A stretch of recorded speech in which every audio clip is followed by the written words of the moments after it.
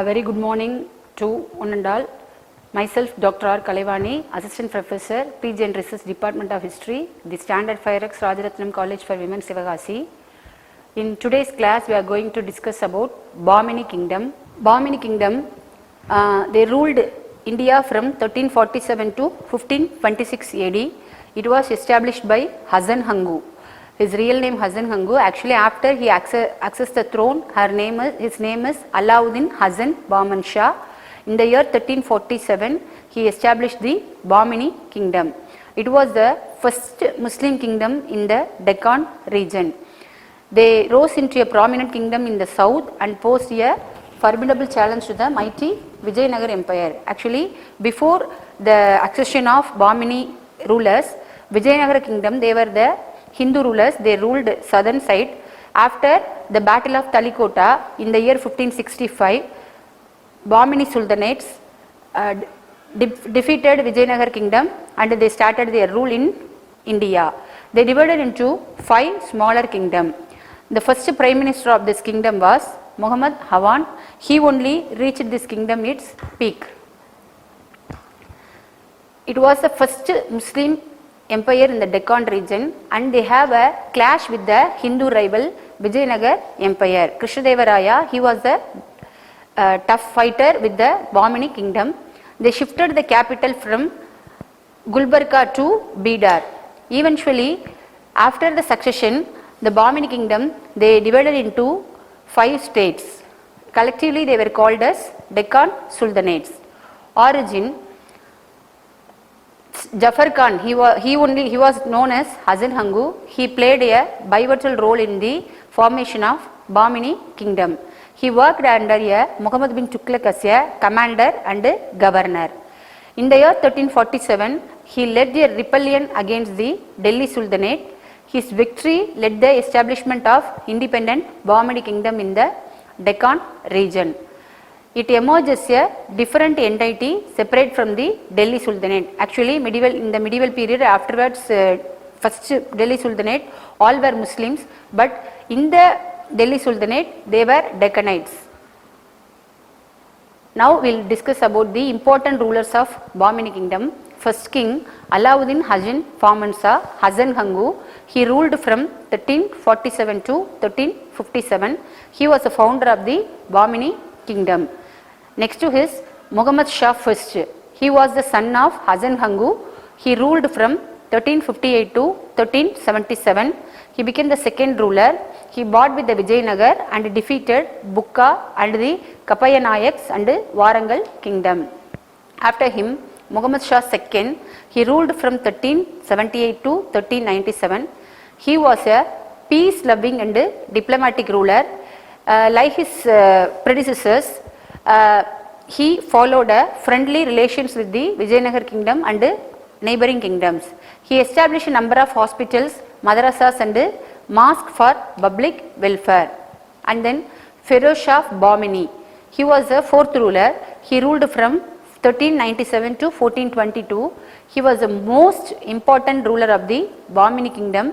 He have a knowledge, well-acquainted knowledge with Quran and natural sciences. At the same time, he was a calligraphist and a poet. He have a matrimonial alliance with the Vijayanagar kingdom. He married the daughter of Devaraya first. And then he inducted Hindus into the administration. And then he built an observatory near Tauladabad and promoted astronomy. He only founded the city of Firozabad.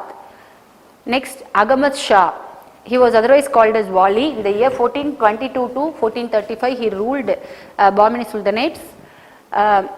His defeats, actually, he compelled Feroz Shah Bahmani to abdicate the throne in favor of his brother. He was called Wali. Actually, he was a saint. He had a close relationship with the Sufi science. The Russian traveler Nikitin, during his rule, he visited India. He transferred the capital from Gulbarga to Bidar and then he invaded Warangal, defeated and killed the ruler. Next to him, already we have seen, he was the greatest ruler in the Deccan Sultanate, Muhammad Gawan. He ruled from 1463 to 1481. By birth, he was an Iranian. He was the Prime Minister of Muhammad Shah III. Bahmani kingdom reached its zenith under his leadership. He defeated Vijayanagar and captured the fort cities of Tabol, Goa. And then the control of these fort cities expanded the sea trade. He divided the kingdom into 8 tariffs. Actually, for the administrative conveyance, he divided the kingdom into tariffs, and it was controlled under Tariff Tar. He executed, actually, Sultan executed Muhammad Gawan in the year 1482. So now we'll see about their administration. They adapted the administrative structure of the Delhi Sultanate with little modification. Actually, it was a feudal basis. They provinces, in the provinces they appointed governors for the administrative purpose. Sultan was the head of the state. He followed a absolute rule, monarchical rule. Actually, he was a shadow of the god. He followed a divine right theory of kingship. And then under his rule, so many ministers were helped him. First one, Vakil, he was equivalent to Sultan. Next, Bishwa, he was attached to the Vakil. Wazir, he was the prime minister. And then Amir ul Zumla, he was the finance minister. Wazir, deputy chief of the finance department. Ashraf, he was the head of the foreign affairs and royal court. Sadari Jagan, judicial head. Kotwal, police department head. And then Taraftar, provincial governor. Military administration, they have a large standing army. Actually, they have a conflict with the neighboring kingdoms. Commander, Sultan was the commander in chief of the army. So the army was divided into 4 divisions: infantry, foot soldiers, cavalry, horsemen, war elephants, and artillery guns.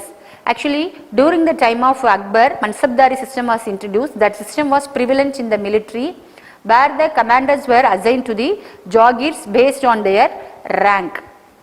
Next to that, revenue administration. For all the kingdoms, land revenue was the chief source of income.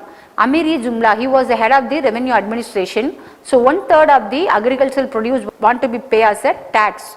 So other prevalent taxes were house tax, mine tax, tobacco, grassland, trade tax, and employment tax. The money earned through tax was spent on maintaining the army, royal court, and palaces, and for the welfare of the public. Next to that, architecture. They have a different type of architecture. They followed Indo-Islamic architecture. Their capital, 2 capital cities, Bidar and Gulbarga, they are the chief centers of the architecture of the Bahmani kingdoms. From Persia and some other regions, so many architects, they came to Bahmani kingdom and they beautified the buildings. Important buildings at Gulbarga Fort, Jama Masjid, Gaf Jumbas.